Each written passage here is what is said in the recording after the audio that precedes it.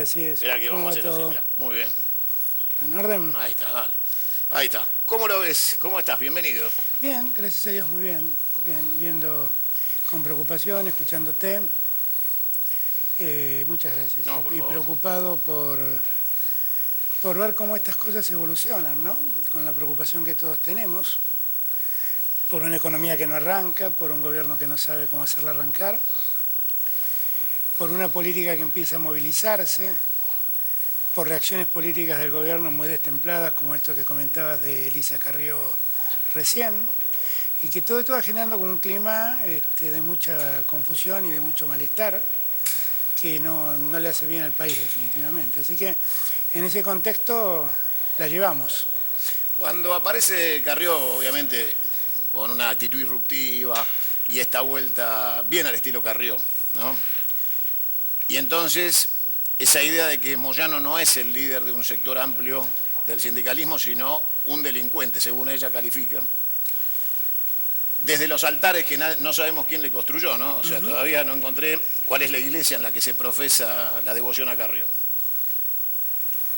¿Vos creés que ese odio que se genera en la gente que lo sigue, porque el mensaje es de permanente odio, ¿no? O sea, su gente, ellos no le hablan nunca de futuro, le hablan de odio, puede derivar una vez más en un enfrentamiento entre argentinos que termine mal? Porque si esa gente pierde va a quedar muy defraudada. O sea, si el peronismo en el 2019 es gobierno, me imagino que ese 30% al que les dijeron...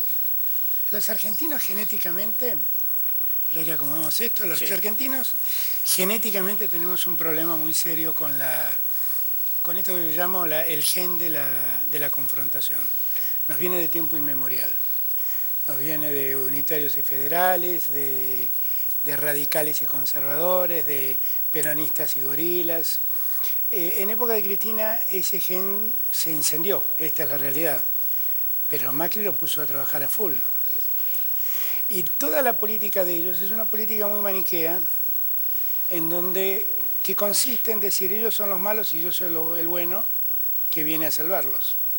Yo suelo decir que si en verdad Macri está preocupado por el modelo sindical, no debería tener un ministro como Triaca, que es un ministro que se crió en una familia enriquecida en la peor burocracia sindical del gremio de los plásticos. Su padre fue el único, creo yo, gremialista socio del Jockey Club que ha habido en Argentina. Si en verdad quería hacerlo, me parece que no es este el camino para hacerlo. Me parece además que lo de Carrió es un tema aparte, ¿no? Lo de Carrió definitivamente exige otro tratamiento, porque yo quisiera que Carrió, porque esto la gente no lo sabe, ¿no? Pero yo quisiera que Carrió renuncie a sus fueros y rinda explicaciones de cada acusación que hace. Está muy bien. Porque la realidad es que cuando la llevan a la justicia, lo que hace es escudarse en sus fueros. Dices, claro, tengo fueros porque soy diputado, tengo derecho a decir lo que quiero. Y entonces los jueces inadmisiblemente la aceptan, porque en verdad uno tiene derecho a decir lo que quiere en función de las cosas que trata como legislador, pero no tiene derecho a andar difamando a cualquiera. Entonces, la verdad es que si Carrió piensa la barrabasada que ha dicho hoy, la verdad es que lo que tiene que hacer es renunciar a los fueros y someterse a la justicia y probar que lo que está diciendo es cierto. Entonces, ahora, todo eso está inscrito en una lógica del gobierno, que es la lógica de la demonización, ¿no? El gobierno primero demonizó a Cristina, después quiso demonizar al peronismo, ahora quiere demonizar al sindicalismo. Y en esa carrera hace y dice cosas increíbles. Y lo que es peor, utiliza la justicia como mecanismo de sometimiento. Moyano era hasta no hace mucho tiempo un sindicalista directo de Macri, cuando Moyano lo acompañó en su campaña presidencial, de algún modo con aquel monumento a Perón, y después cuando hicieron un acto juntos, donde inclusive Moyano fue muy elogioso con Macri. En ese momento, para Macri, Moyano era rubio de ojos azules. Por supuesto. Ahora, bastó que Pablo Moyano dijera esto está mal y así vamos mal, para que terminen en la justicia. ¿Y por qué están en la justicia? Porque también es bueno también reseñarlo, ¿no? Moyano termina en la justicia por una denuncia de un personaje que conocimos como Bebote Álvarez, que era un delincuente de la barra brava de Independiente, que terminó preso y que, a cambio de mejorar su situación, tiró barro sobre los Moyano. ¿Y de dónde son las otras dos denuncias? La que levanta Ocaña. La denuncia que levanta Ocaña, ¿saben quién la hizo? El Pata Medina. El Pata Medina, sí, claro. Y la otra denuncia la hizo el del SOMU, Suárez. Esos son los denunciantes de Moyano. Entonces, lo que uno tiene que preguntarse es, Macri, ¿hasta dónde va a seguir con este juego de usar a la justicia para silenciar y domesticar opositores? Porque esto, los fines de una república, que es una frase que llena la boca de Carrió permanentemente, es destructivo, es perverso, es dañino. A mí me parece que Macri debería reflexionar sobre estas cosas. Y sus votantes, que en verdad lo votaron para que la corrupción se termine, no para que se remixe, como digo yo. Ahora tenemos una corrupción remixada. Conflicto de intereses ahí, que se llama conflicto de intereses, exactamente. Y vemos sin ningún asombro cómo los funcionarios de Macri se llenan sus bolsillos, no tirando dinero más allá de las paredes de un convento, sino más allá de las fronteras argentinas. Y entonces aparecen cuentas en Andorra, sociedades offshore en Bahamas, en cualquier lugar, y no pueden explicar nada. Vos decís que los bolsos vuelan para afuera. Van directamente por cuentas electrónicas a estos paraísos fiscales. Y lo peor es que ellos, que lo han hecho toda la vida, porque hay que acordarse también que el presidente de algún modo indultó a su hermano en el momento del blanqueo y lo habilitó a blanquear 35 millones de dólares que previamente habían defraudado al fisco argentino. Y la cosa pasa, y cuando le preguntan a Macri, ¿y por qué su hermano hizo esto? Macri, con total desparpajo, dice, bueno, es alguien que está cumpliendo con la ley. La ley es el decreto que él firmó para que pueda entrar, porque la ley no se lo permitía. Hasta Carrió votó en contra. Claro, la ley no se lo permitía, él lo incluyó para que pueda entrar. Entonces, a mí me parece que... Gianfranco se lo merecía. Bueno, la verdad es la plata de Macri, porque es la plata de la familia, no es la plata de su hermano, es la plata de su familia. Yo tengo la impresión que todas estas cosas le hacen mucho daño a la democracia, le hacen mucho daño a la credibilidad de la política. Pues yo creo que hay muchos votantes de Macri que honestamente votó convencido de que iban a cambiar las cosas. Y se encuentra con que Macri, la verdad, insisto, yo me lamento mucho y suelo decir, lamento que Macri, como en su momento hizo de la Rúa, cuando copian el peronismo le copian los vicios, no le copian las virtudes. Y entonces los vicios de López aparecen al modo de los Caputo, al modo de los Gilligan, pero más o menos en el mismo sentido. ¿Por qué crees que, olvidémonos de Laura Alonso, que claramente es el nivel de desvergüenza de un funcionario adepto al propio presidente que supuestamente debe controlarlo y este tipo de cosas que son inexplicables? Pero la Hormiguita, que también muy activa contra Moyano, denunció muchas veces, o Stolbizer, o Carrió, no están paseando por tribunales para denunciar a este gobierno, donde la corrupción, como el caso de Gilligan, flota de manera tan obvia que es vergonzosa. O Aranguren y su conflicto de intereses de ser accionista de la empresa a la cual beneficia con las compras que él firma. Y con los aumentos de los precios. Los aumentos de los precios. O a Macri cuando vendió Autopistas del Sol después de subir los peajes por decreto. ¿Por qué crees que la gente puede ser tan imbécil de escuchar a alguien como denunciante serial, pero que sus denuncias se apagaron en el 2015? Porque cuando uno es consecuente con la actitud, uno dice, bueno, si denuncia la corrupción, la denuncia siempre, uno dice, bueno, le tengo contemplación al criterio de honestidad que persigue. Ahora, ninguna de estas figuras ha hecho una sola denuncia fuera del 2015. Bueno, son todas figuras que se reconocen como opositores a Cristina y al peronismo, todas ellas. Graciela Ocaña estuvo un tiempo en el gobierno de Cristina, pero después se fue y empezó un periplo que la llevó a acercarse al PRO, a Cambiemos y a terminar donde terminó. Y además, los tres casos que has nombrado son tres casos de gente, como yo digo, suelta de la política, que han hecho su carrera política denunciando. muchas veces sin llegar a buen puerto, sin conocerse, sin verificarse que las denuncias eran ciertas. ¿Te acordás de las cajas de Carrió? Claro, ¿cómo que no? Ya están llegando las cajas. ¿Cómo que no? ¿Cómo que no? La matriz de la corrupción de menemista. Por eso, han nacido al amparo de esa lógica y con esa lógica funcionan. Ahora, es bueno detenerse un segundo en lo que pasa con la Oficina Anticorrupción, porque en verdad el problema central es que Laura Alonso nunca debió haber estado ahí. Pero no es que no debió haber estado porque simpatiza más o menos con Macri. No es abogada. Es que no es abogada. Y la verdad es que no es lo mismo la percepción del hecho de una licenciada en ciencias políticas que desde un abogado. Muchas veces escucho decir yo, bueno, pero en época de Cristina la Oficina Anticorrupción no hizo nada. Y yo ahí me detengo y marco algunos detalles. A Vudú, el 90% de la causa es información que dio la Oficina Anticorrupción a la justicia. Algo parecido pasó con Jaime. Entonces, lo que pasa es que no se hacía prensa con eso. Y la Oficina Anticorrupción trabajaba en más silencio. Entonces, me parece a mí que Laura Alonso no debería estar porque se preparó para otra cosa. Yo no la descalifico, no la quiero descalificar. Creo que ella concibe el rol de la Oficina Anticorrupción de un modo distinto a aquello porque fue creado la Oficina Anticorrupción. Laura Alonso no sabe cuando hay un delito, cuando hay una transgresión normativa o administrativa, no lo conoce porque no ha estudiado eso. Macri, que trabaja, toda su gestión política está fundada en el hecho de ver cómo se presentan las cosas, no cómo se hacen, sino cómo se presentan.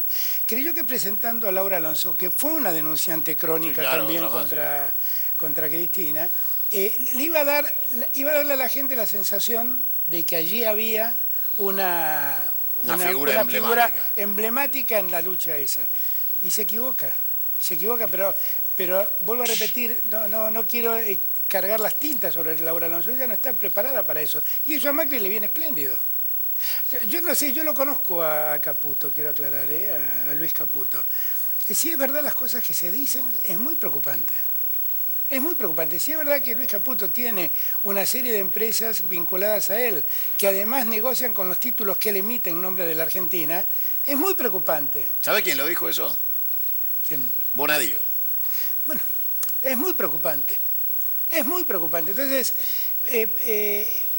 yo insisto en que me parece que hasta acá Macri lo único que ha hecho es picarle el cerebro a la gente diciendo se robaron todo, se robaron todo, se robaron todo, se robaron todo, se robaron todo.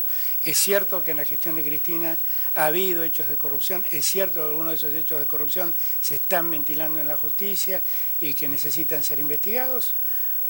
No es cierto que era un gobierno, que era una gran asociación ilícita donde todos se corrompían y robaban. Eso es falso, eso fue un invento de Carrió y los medios amigos del gobierno. Eso no es cierto. Y en ese juego todas estas cosas pasan desapercibidas. Entonces lo de Gilligan es un descuido de Gilligan, se equivocó, pobre Gilligan. Yo lo escuchaba a Peña, no, bueno, se descuidó, no, lo que pasa es que se descuidó. Y Triaca con la empleada, bueno, no, pobre, Triaca es un pibe divino, no se dio cuenta. Triaca tenía una empleada en negro que además la metió de ñoqui en un sindicato que él intervino para pagarle menos. O sea, el sindicato le pagaba las cosas que trabajaba para Triaca. Eso me parece una desvergüenza. Ahora nadie habla de eso. Yo sí, ¿viste? No, vos sí. Pero admitamos que en los medios poco y nada. A ver, ¿estás peleado con Cristina? ¿Quién? ¿Vos? No. No. ¿Te juntaste? Sí, me junté y sigo teniendo las diferencias que siempre tuve. Sigo teniendo las mismas diferencias que siempre tuve. Ese encuentro con Cristina, que ha hecho un revuelo muy grande en el periodismo y en los que analizan, la verdad es el encuentro de dos personas que durante mucho tiempo se tuvieron cariño, afecto, que protagonizaron cada uno desde su lugar hechos en común que significaron mucho en nuestras vidas, y un día la política nos distanció. Y un día pudimos volver a hablar de todo lo que nos pasó, de las cosas que creímos que unos y otros hicimos mal, y pudimos escucharnos y respetarnos y recuperar el afecto, y recuperar el cariño. Ahora, si vos me preguntás, ¿Qué mantengo de diferencia hoy con Cristina? La visión sobre el pasado. Tengo una visión más crítica y ella es más contemplativa con su gestión, aunque admito que a diferencia de lo que se ha dicho en los últimos años, yo estuve 10 años sin verla a Cristina, yo la vi receptiva, la vi una persona que quiere escuchar, vi una persona que cosas que le dije me dijo tenías razón, otras no, otras se mantuvo inflexible en sus decisiones y en sus convicciones, y está muy bien que así sea.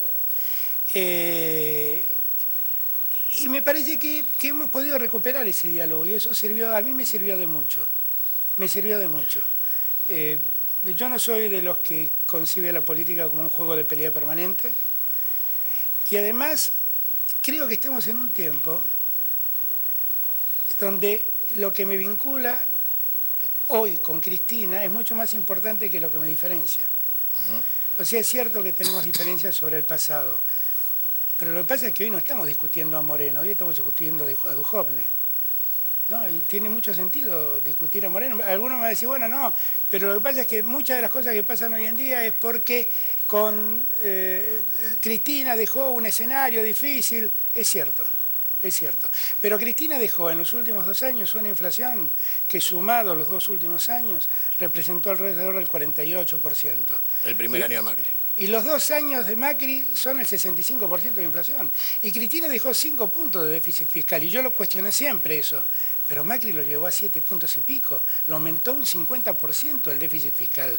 Pero además, ¿cómo aumenta el déficit fiscal? Porque uno diría, ¿pero por qué aumenta el déficit fiscal si dejó de pagar subsidios, si ahorra echando gente? ¿Por qué tiene déficit fiscal?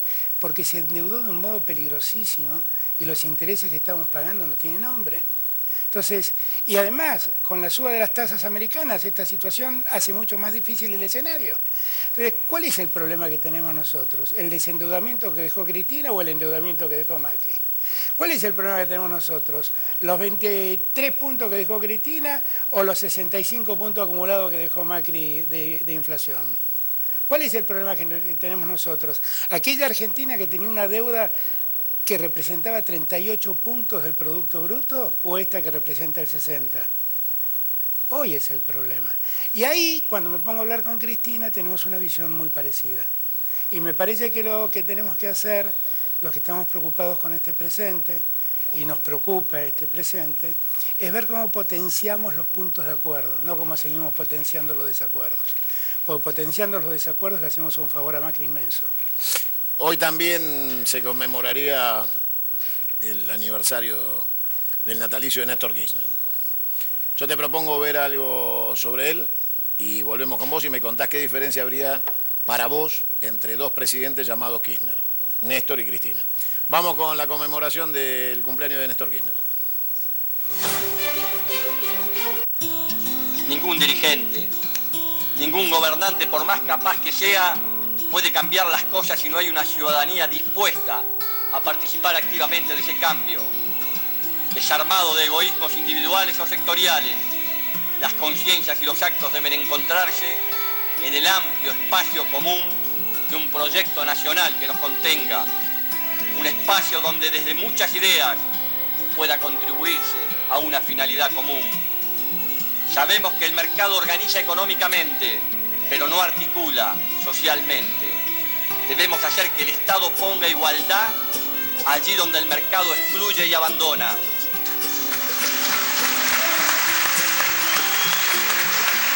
Es el Estado el que debe actuar como el gran reparador de las desigualdades sociales, en un trabajo permanente de inclusión y creando oportunidades a partir del fortalecimiento de la posibilidad de acceso a la educación, la salud y la vivienda, promoviendo el progreso social basado en el esfuerzo y el trabajo de cada uno. Es el Estado el que debe viabilizar los derechos constitucionales, protegiendo a los sectores más vulnerables de la sociedad, es decir, los trabajadores, los jubilados, los pensionados, los usuarios y los consumidores. No se puede recurrir al ajuste ni incrementar el endeudamiento. No se puede volver a pagar deuda a costa del hambre y la exclusión de los argentinos, generando más pobreza y aumentando la conflictividad social. vengo a proponerles un sueño.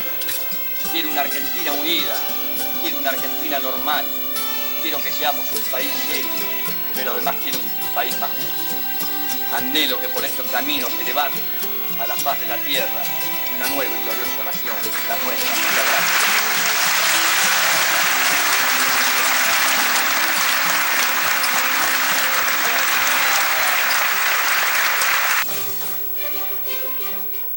Bueno, ahí estaba seguramente imágenes que deben haber sacado las lágrimas de muchos y haber generado la bronca de tantos otros.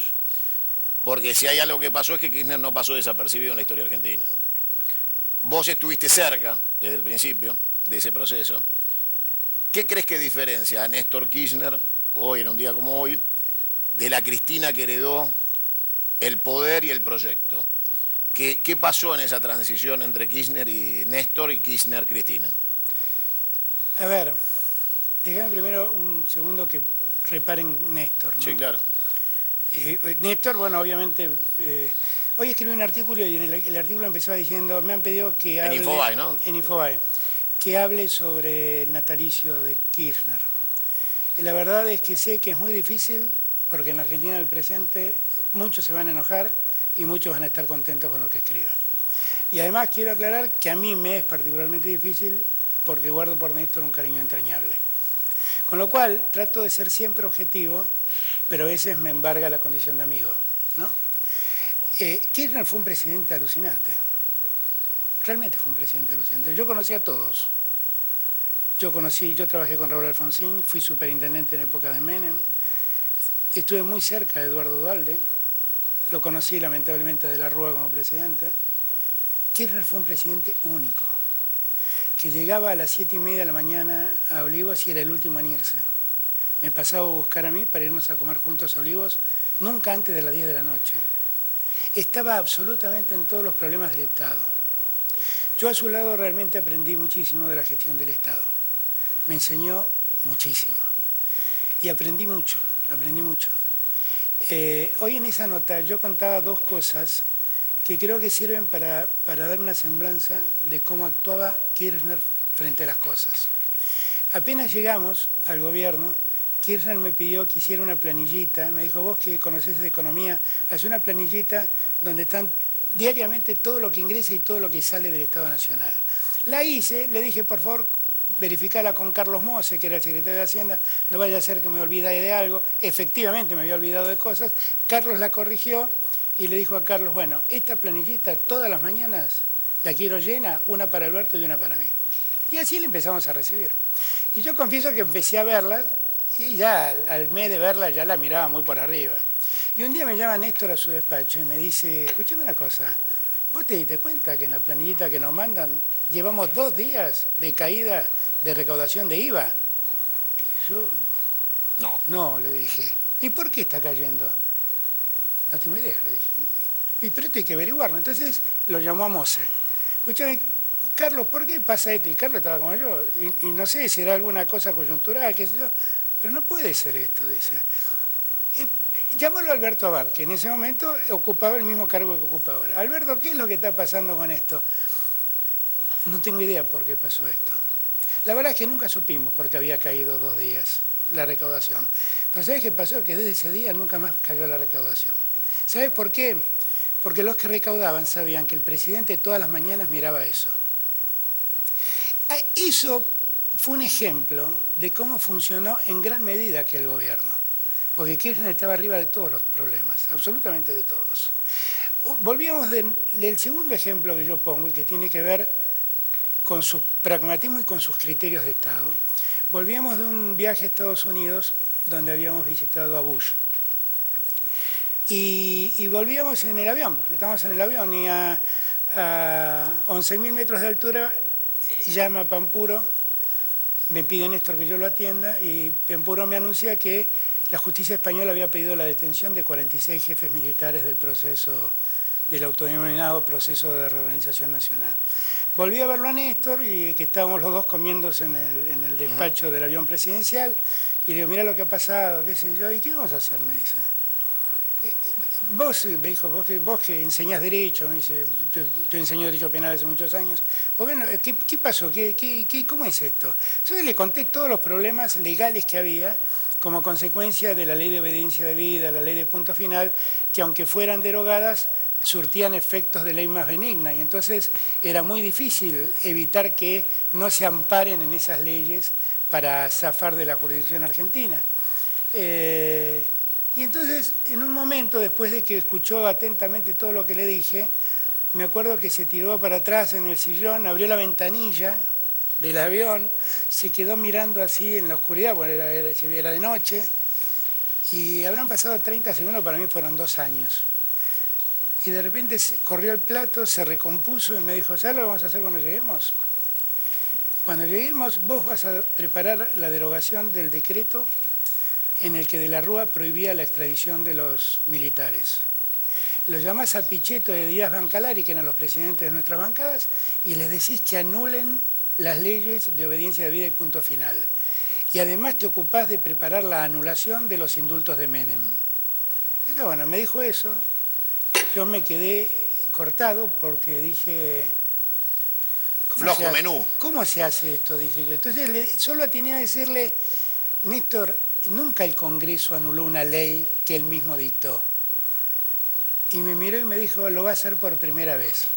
Y vio que yo estaba preocupado con lo que me estaba diciendo. Y entonces me dijo, Alberto, la Argentina probó con el olvido y con el perdón, y no funcionó.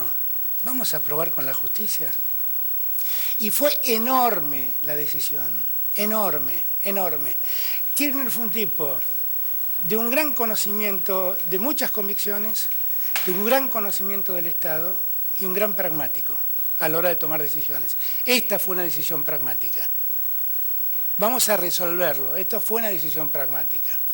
Cristina tiene 2 etapas. Tiene una primera etapa donde yo siempre digo fue el gobierno más progresista que la Argentina recuerda. ¿Me aguantás un segundo? Sí. Vamos a ir a una placa que me pide la producción de Crónica, un último momento y ya venimos. Vamos con eso. Ahora viene la parte donde habla de Cristina, pero antes te voy a hacer una pregunta más sobre Néstor. Sí. Vamos con la placa y ya venimos.